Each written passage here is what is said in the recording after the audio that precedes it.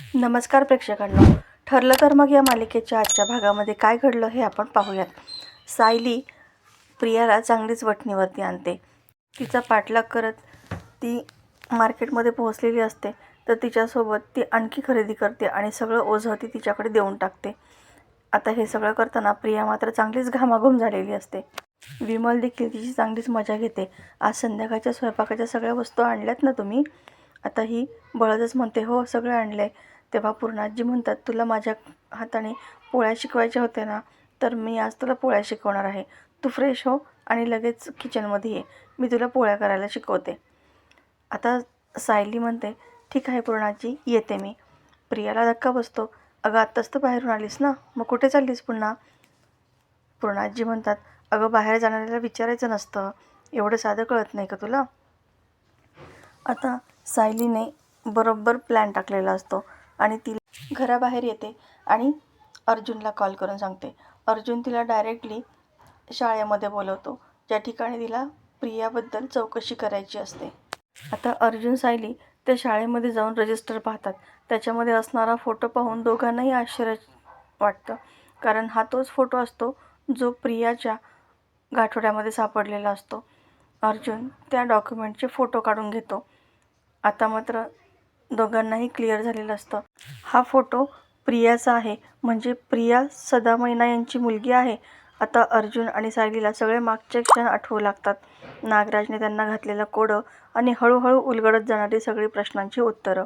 सायली म्हणते, याचा अर्थ प्रिया बबली सदा लोखंडे आहे, कारण तिच्या गाठोड्यामध्ये जो आपल्याला फोटो सापडला होता आणि ज्या गाठोड्याला आपण ते माझं गाठोडं असं समजत होतो, खरं तर ते गाठोडं प्रियाचं आहे.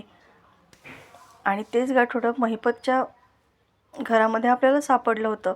याचाच अर्थ अर्जुन म्हणतो की महिपत, नागराज आणि प्रिया या सगळ्यांचं मिळून हे कटकारस्थान आहे. गेली कित्येक वर्ष ते आपल्या घरातील लोकांच्या भावनांशी खेळत आहेत. ही खूप मोठी कॉन्ट्रोवर्सी केलेली आहे त्यांनी. अर्जुन प्रचंड चिडतो, मात्र सायली त्याला पुन्हा शांत करते. थंड डोक्याने आपल्याला विचार करावा लागणार आहे, कारण प्रिया या सगळ्या पुराव्यांना खोटं नको समजायला, आणि पुन्हा तिने हे पुरावे मिटवण्याचा प्रयत्न केला तर त्यामुळे बायकोचं नेहमी ऐकावं. आता इकडे प्रियाला कल्पना आणि पूर्णाजीने बरोबर किचनमध्ये स्वयंपाकामध्ये अडकून ठेवलेलं असतं.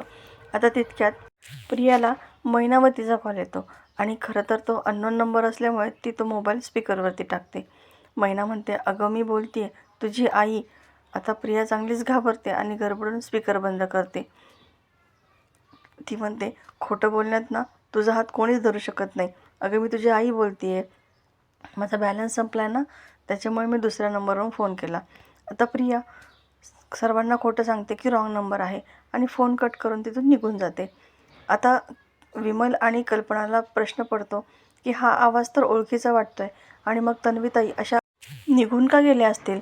आता दोघींनाही खूप मोठा प्रश्न पडलेला असतो. इकडे अर्जुन सायली कॅफेमध्ये बसलेले असताना प्रतिमा त्यांना कॉल करते आणि प्रतिमा सायलीला म्हणते की अगदी आधीपासूनच तन्वीबद्दल कधीच मला प्रेम माया वाटली नाही. तेव्हा सायली म्हणते, म्हणजे जसं मला सदा आणि मैना माझे आईवडील कधी वाटलेच नाही तसंच ना, म्हणजे तुम्हाला असंच वाटतंय ना की ती तुमची मुलगी नाही आहे? प्रतिमासुद्धा म्हणते की हो, अगदी तसंच वाटतंय, आणि हे जाणून घेण्यासाठी मला आणखी जास्तीत जास्त वेळ तिच्यासोबत घालायचा आहे. तू हे सगळं लवकरात लवकर जमवून आणशील का? तेव्हा सायली म्हणते, तुम्ही अजिबात काळजी करू नका, मी सगळी अरेंजमेंट करते आणि सगळं झालं की मग मी तुम्हाला सांगते. तोपर्यंत तुम्ही या सगळ्या गोष्टीचा अजिबात त्रास करून घेऊ नका. आता तितक्यात अर्जुनच्या एका क्लायंटला अटक झाली असं फोन करून चैतन्य सांगतो आणि लगेच अर्जुन घाईघाईने पोलीस स्टेशनला जायला लागतो. इकडे प्रिया मैनावतीला कॉल करून सांगते की पुन्हा मला फोन करायचा नाही हा. तुला कळतंय का तू काय केलंयस? एक तर अननोन नंबरवरून तू मला फोन केलास म्हणून मी तो फोन स्पीकरवरती टाकला आणि तो कल्पी आणि ते विमलने ऐकला ना, आणि काय म्हणालीस तू, मी तुझी आई बोलतीये? अगं तुला कळतंय का, अजिबात मला फोन करायचा नाही. आता मैनावती म्हणते, अगं ते माझा बॅलन्स संपला होता, मग असंच कुणाच्याही मोबाईलवरून फोन करावा लागतो ना. आणि मग खरं तरी ती प्रियाकडून पैसे मागत असते आणि प्रियालाही ते कळतं. ठीक आहे, तुला पैसेच हवे आहे ना, त्या पैशासाठीच तू मला फोन केलास ना, मिळून जातील तुला पैसे. पण कृपा करून पुन्हा मला फोन करू नकोस, मला मेसेज कर, म्हणजे मग मी तुम्हाला फोन करत जाईल. आधीच ते अर्जुन सायली माझ्यावरती डोळा ठेवून असतात. आता इकडे अस्मिता ध्यान लावून बसलेली असते आणि सचिनचं वॉलेट काही सापडत नाही म्हणून तो तिला तसंच उठायला भाग पाडतो.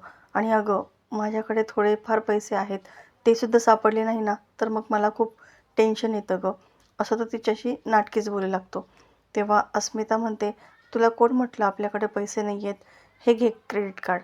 सचिन आढेवेढे घेतो, पण ते क्रेडिट कार्ड हातामध्ये घेतोच. तितक्यात त्याला साक्षीचा कॉल येऊ लागतो आणि तो साक्षीचा कॉल चक्क कट करतो आणि मनात म्हणतो, ज्या लेडीचं क्रेडिट कार्ड माझ्या हातामध्ये असेल ना, तिलाच मला आता वेळ द्यावा लागेल आणि ते सध्या अस्मीकडे आहे. आता अर्जुन चैतन्य पोलीस स्टेशनला आलेले असतात. ते त्यांच्या क्लायंटला सोडवतात आणि मग तिथून निघून जाणार. तितक्यात त्या ठिकाणी नागराज येतो. तो मुद्दाम अर्जुनला उकसावून लावण्याचा प्रयत्न करतो.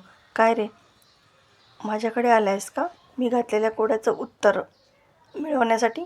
मला माहिती होतं रे, तुला शेवटी माझ्याच पायाशी येऊन गयावया करावं लागणार आहे. पण अर्जुन त्याच्या बोलण्याला काहीच भाव देत नाही आणि एकदम तिथून निघून जातो. नागराजला प्रश्न पडतो की याला प्रिया तन्वी नाही आहे हे सत्य कळालं की काय, कारण तशी त्याच्या डोळ्यात चमक दिसत होती. तितक्यात महिपतसुद्धा सही करायला आलेला असतो आणि तो म्हणतो, काही लोक ना आपल्याच हाताने आपल्याच पायावरती कुऱ्हाड मारून घेतात ना, ते असंच. आता नागराज मनातच विचार करतो, म्हणजे अर्जुन आणि सायलीला या महिपतनी तर काही सगळं सांगून टाकलं नसेल. आता इकडे संध्याकाळी सगळे सुभेदार एकत्र जमलेले असतात आणि सगळेजण मिळून अस्मिताची चेष्टा करत असतात. सगळे अगदी खेळीमेळीच्या वातावरणामध्ये बसलेले असतात. तेव्हा सायली विचारते की सचिन भाऊजी, तुम्ही तुमच्या मुलांची काहीतरी नावं सुचवली असतीलच ना? तेव्हा मात्र साक्षीचा फोन येत असतो त्याला. त्याचं लक्षच नसतं. अस्मिता म्हणते, अरे असं काय करतोयस, सांग ना. प्रत्येक आईवडील त्याच्या मुलांची नावं ठरवतातच. आता ही प्रिया मनात म्हणते, अगं अस्मिता, कशाला त्याला डिस्टर्ब करते, तो सध्या त्याच्या गर्लफ्रेंडबरोबर फोनवरती बिझी आहे. आता सगळ्यांनाच सचिनचं वागणं हे खटकत असतं आणि अस्मितालासुद्धा ते जाणवू लागतं. तेव्हा सचिन अस्मितावरतीच ओरडतो, तुम्हाला काय नावं ठेवायची ते ठेवा, मला अजिबात त्याच्यामध्ये इंटरेस्ट नाही आहे. आणि मग तो तिच्यावरती ओरडून तिथून निघून जातो. या गोष्टीचं अस्मिताला फार वाईट वाटतं.